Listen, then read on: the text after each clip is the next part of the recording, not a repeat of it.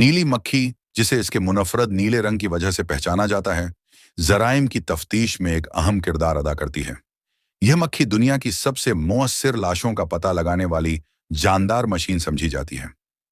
नीली मक्खी मौत की बू को 3 से 9 मिनट के अंदर महसूस कर सकती है।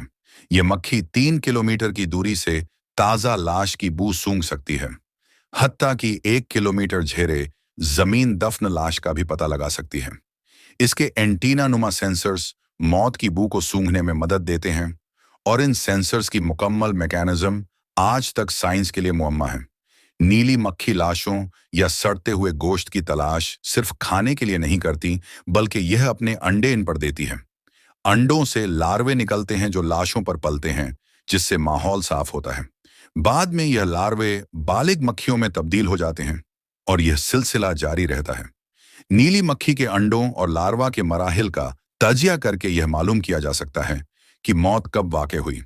नीली मक्खी के खून या लार्वा के तजिए से पता लगाया जा सकता है कि क्या मकतूल ने जहर या शराब का इस्तेमाल किया था। लाश पर नीली मक्खी मौत के चंद मिनट बाद ही पहुंच जाती है, जिससे तफ्तीश में मदद मिलती है।